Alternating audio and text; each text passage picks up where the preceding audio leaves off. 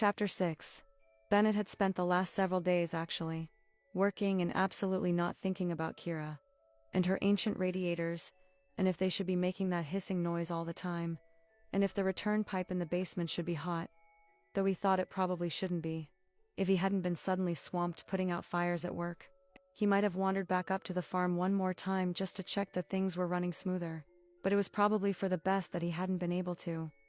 Watching YouTube videos of old men explaining steam heat every night before bed was already going too far. He needed to stop. Kira hadn't even asked for his help.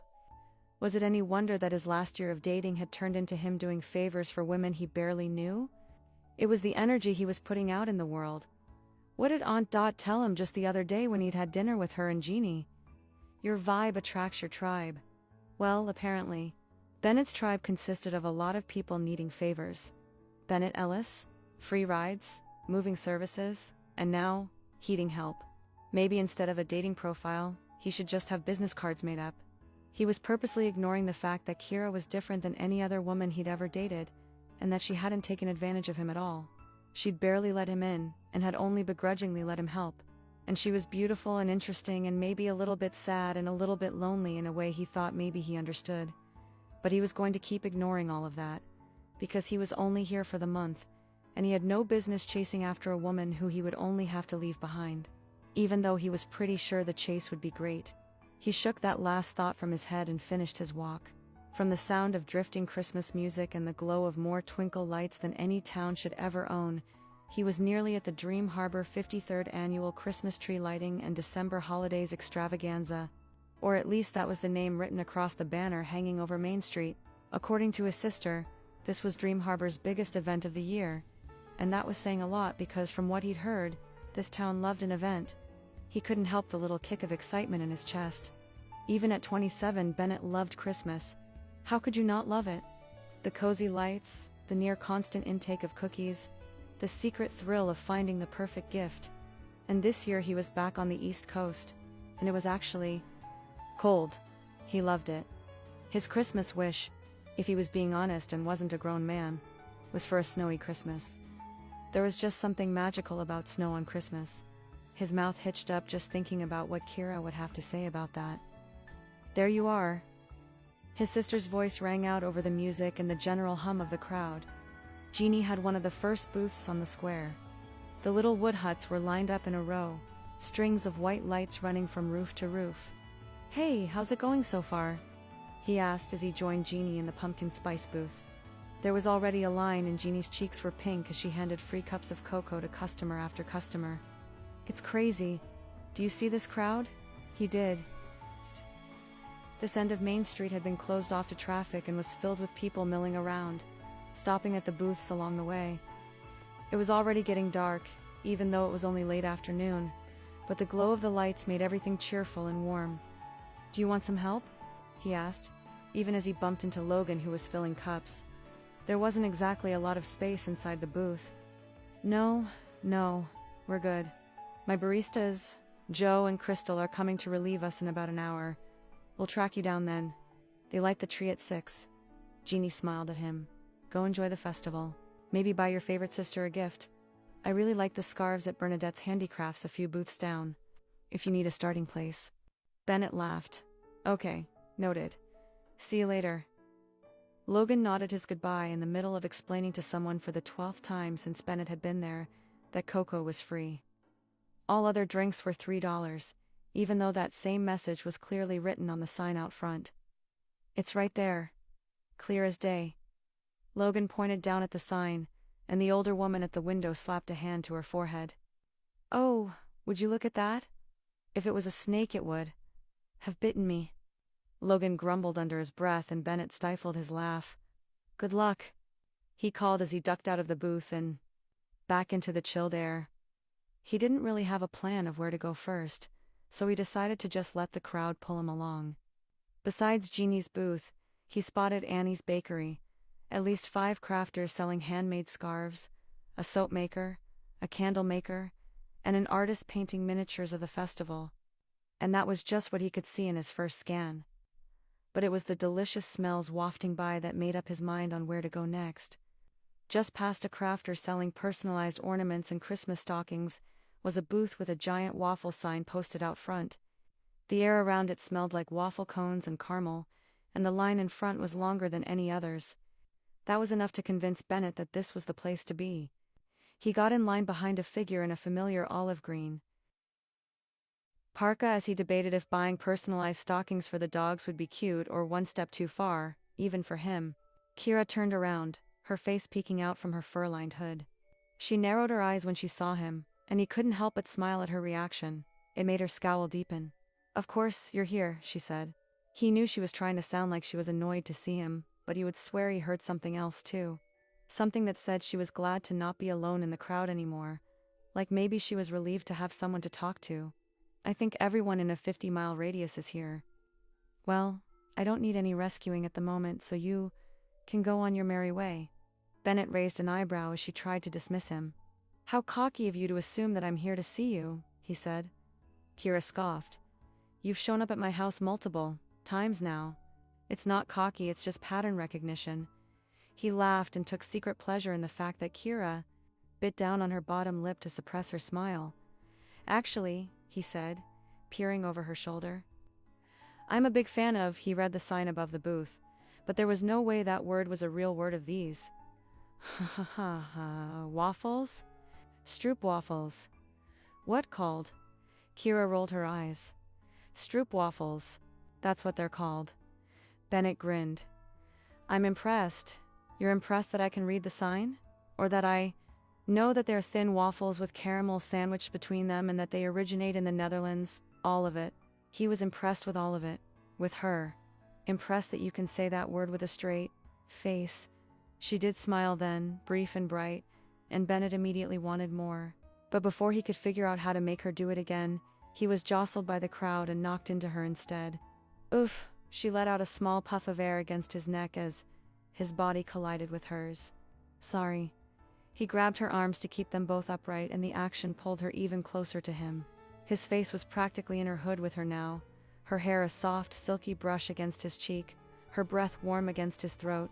She was tall, and even when he was standing straight he was only a few inches taller, but now when he pulled back, still a little stooped over, still holding her arms, they were eye to eye.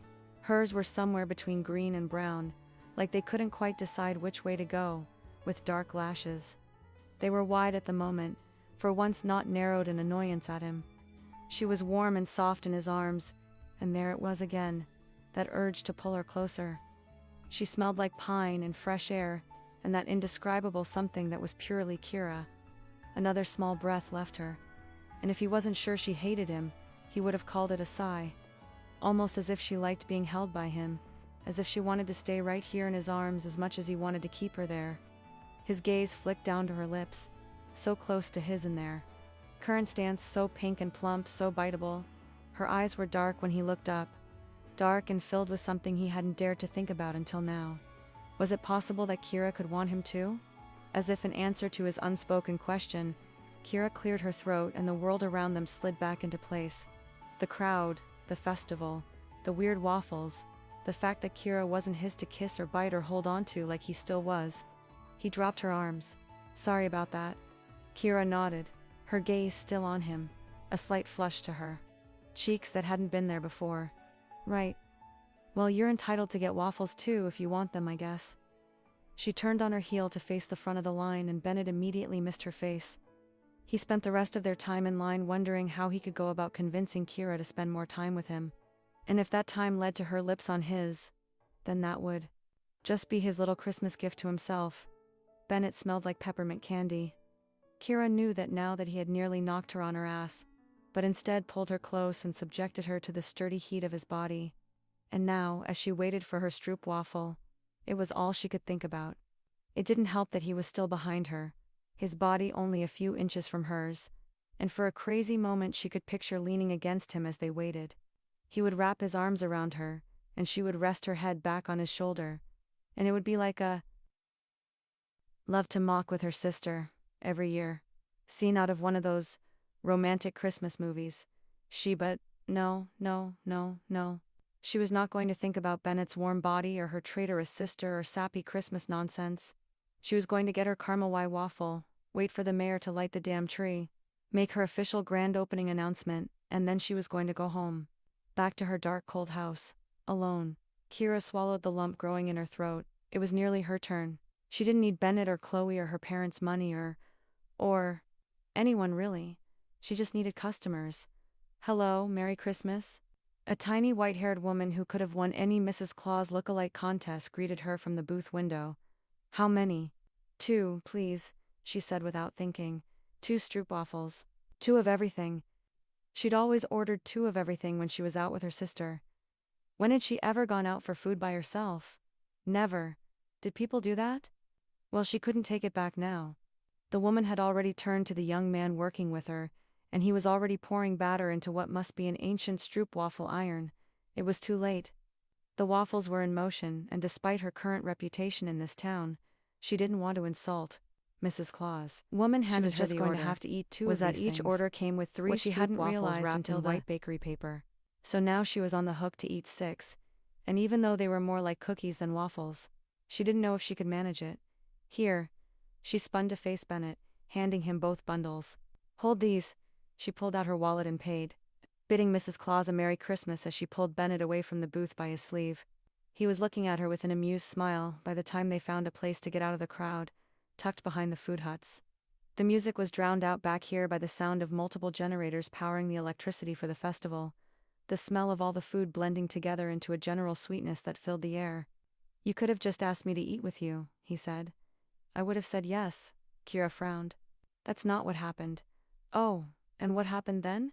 Well, I didn't realize that 2 would actually mean 6, and then I had too many, so there you go, I didn't want them to go to waste. Bennett was smiling as he bit into his first waffle. Till just go now. He put a hand on her arm. Stay. He pointed above her head. We have a prime spot under a heater, he added. Kira huffed. Well, I'm not going to say no to a heater. Bennett grinned and she bit down on her waffle to avoid doing the same. They were crunchy and chewy at the same time, and filled with sticky caramel that oozed out the sides. They were delicious. She might have been able to eat 6 after all. But she couldn't help feeling relieved that she had someone to stand next to, while the crowd meandered by. It was nice, that was all. It was nice to have someone to eat with after so many nights eating alone, as she scrolled through her phone and thought about how she was failing at everything. How is the heat at your house, by the way? Any better it is, actually. The radiators definitely get hotter than they did before. And I got the chimney inspected so I can have a fire in the fireplace now. Oh, that's good. The relief on Bennett's face would have been funny if it wasn't so damn sweet. What was she doing talking to such a sweet guy? Had Chloe's departure really screwed her up that badly? Yeah, too bad I don't actually know how to start a fire, she said with a laugh, only meaning to make fun of her ineptitude. But she should have known how it would land with Mr. Fix-It. He shifted on his feet, took 2 more bites of waffle, pretended to watch the crowd, did apparently everything in his power not to offer to help her, and it lasted all of about 2 minutes. T could show you how to do it. I mean, maybe. When I come to pick out my tree. He looked so earnest, so damn eager. It was too much. Kira didn't do earnest guys. When it came to men, Kira required 2 qualifications, temporary and unacceptable to her mother. Men without steady jobs, men with face tattoos, men who considered themselves professional protesters, and smelled like patchouli. One time, she'd brought home a guy who parked his motorcycle on the front lawn, and then helped free her mother's prize-winning cockatoos. The birds were probably terrible for the local ecosystem, but it had been the principle of the thing at the time. Her mother had freaked out, and her date was on his way to New Mexico for a PETA conference by morning. A win-win in Kira's book. She preferred the thrill of not knowing if the guy would still be in the country the next morning, to the consistency of a guy that texted back. Where was the fun in that? And she was sure Bennett was the type who would text back, like, immediately. But maybe she hadn't needed sweet before. She hadn't needed earnest and consistent because she'd already had all those things in her sister. And now she didn't have Chloe anymore. Her sister had a new soulmate, and a Danish one at that. Maybe with Chloe gone, Kira needed a different type of man in her life. Shit, how annoying. Yeah, maybe, she said. And there it was again, the heat she'd seen in his gaze when they'd bumped into each other in the waffle line. Her gaze snagged on his lips, tipped into that perfect smile. What would it be like to kiss those lips? To lean into this moment and kiss this man and know he would call her back afterwards. And that she might actually want him to? She swallowed hard, heat creeping across her face. Okay, she'd clearly been alone for too long. When she lifted her eyes to his, he was still looking at her like he had plenty of ideas on how to keep her warm, and they had nothing to do with her fireplace. Oh, damn. They were closer to each other than they had been a moment ago, like the force of his handsomeness was pulling her toward him. He reached out and Kira froze as his thumb grazed the corner of her mouth. She felt that brush of his fingertip across her entire body. You had a little something there. He pulled his hand away and Kira wanted to cry at its absence. Thanks. She flicked her tongue out to lick the rest of the caramel crumbs from her mouth. Bennett's dark gaze tracked the movement. Heat flared in Kira's belly. What the hell was going on here? Was she getting herself worked up over the wholesome guy determined to tidy up her life? No way. She took a step back, letting the cold air rush in between them, giving her space to breathe. Bennett's brow hitched up slightly, but he kept his distance. She avoided his gaze, letting hers rove over the festival instead, willing her body to calm the hell down. She looked over the craft booths, over the strolling families, the excited kids in winter hats and mittens, the bell-ringing Santa. She had to hand it to the Dream Harbor IANs. Harborians. Whoever they were, they sure knew how to throw a festival, and then she saw it. The perfect thing to distract her from her confusing feelings for this man. Reindeer. Reindeer? Bennett's gaze followed hers to the fenced-in enclosure in the middle of the town green. Reindeer, Kira echoed, already moving toward the sweet furry babies with Bennett trailing behind her. Look at them. Where do you think they came from? The North Pole? Kira shot him a disbelieving look, but she couldn't keep her grumpy act up when she was in the presence of such adorable animals. She tugged off her mitten, and dutifully ignoring the sign that warned the reindeer might nibble her fingers, she stuck her hand between the wood slates and rubbed the soft snout of one reindeer, and then the other. So fuzzy, she whispered. The reindeer stared at her with big black eyes. The other wandered over to where some squealing children were holding out a carrot, the jingle bells on its harness tinkling as it walked away. I want one, she declared. Maybe finish getting the farm set up before you add animals, Kira huffed. Maybe worry about your own animals and I'll worry about mine. Fair enough. Bennett took off his own glove and joined her in petting her new furry friend. She kept her hand safely on the other side of the animal's big head. She didn't need their fingers to touch, not when she could still feel the imprint of Bennett's thumb on her lips. You want to come home with me, right? She crooned. To the deer, he nudged her hand with his furry head. Think you do, you big handsome guy? I'd take good care of you. Bennett cleared his throat. Yes, she said, glancing up at him. You're making a big mistake here, he told her. Oh, really? And what is it I'm doing wrong now? This guy. How dare he butt in again? If she wanted reindeer for her Christmas tree farm, then she was damn well going to get them, as soon as she figured out how. You're not nearly as scary as you pretend to be, he said, his voice dangerously close to her ear. Kira's eyes fluttered closed for a brief second, but she forced them back open. No Christmas magic for her. Trust me, I am. I don't think so. Bennett's warm breath coasted along her cheek. She should have kept her damn hood up. And you messed up. I messed up. Yep. Every time you talk to an animal, you give yourself away. You show how sweet you actually are. Sweet? No, sir. That would not do. Kira gave the reindeer one more scratch between the ears and straightened to her full height, forcing Bennett to take a step back. I have never been described as sweet in my entire life. Bennett shrugged. Well, you are. No, Chloe is the sweet one. And the sensible one. The favorite one. She swallowed that last bit. Teve never met Chloe. But I have 3 dogs, and at least one reindeer that would agree that you are a very sweet person. Kira scowled. He only thought that because he didn't know her sister. Her whole life, Kira knew Chloe was her better half. The one who kept her grounded. The one who'd kept her from getting arrested on more than one occasion, with her sweet smile and her southern belle charm. And until very recently, Chloe was the one who kept her from making questionable financial decisions. Well, I have an entire town here that would disagree. I don't think so. I think they just want to get to know you, that's all. I didn't come here to make friends. What did you come here for then? T'already told you. Oh, right. Something about pickles, ... and pouting about your sister's Danish husband. I am not pouting. At some point Kira's hands had ended up on her hips. I am recreating myself. I am starting a self-sustaining, ecologically friendly homestead. And I am, ... I am. Okay, maybe I'm pouting a little bit. Bennett let out a surprised laugh and she dropped her defensive stance. It was exhausting staying mad at this guy, and maybe she had no reason to. Maybe she should stop lashing out at the one person in town she hadn't managed to scare away. It's just ... I mean, did she have to move so far away? You miss her a lot? So much. Oh no. Her voice cracked with emotion. This was why she had to stay mean. There was no in between. For her right now, she could either be angry or sad, and angry seemed like the safer bet. She hastily wiped her eyes with the back of her hand. It's ridiculous, really. I'm a grown woman. I should be able to live without my sister, but ... I just never had to before. She sniffled pitifully and she hated herself for it. Maybe you should pet the reindeer some more.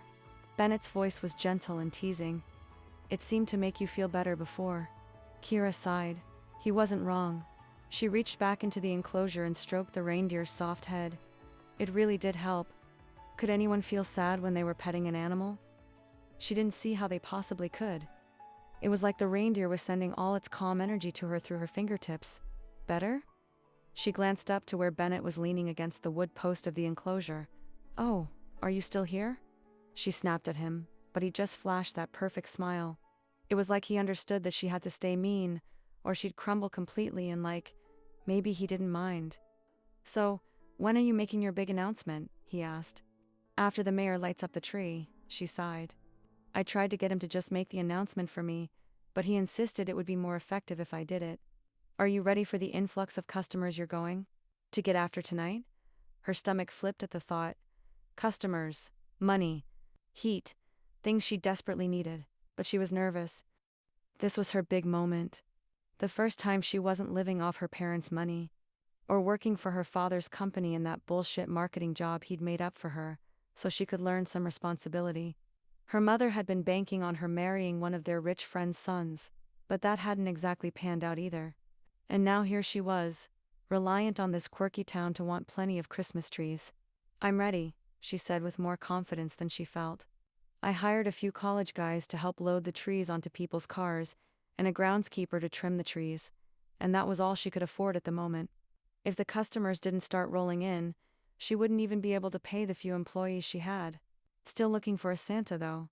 She let her gaze trail up and down Bennett's body, and couldn't help but laugh at his surprised expression.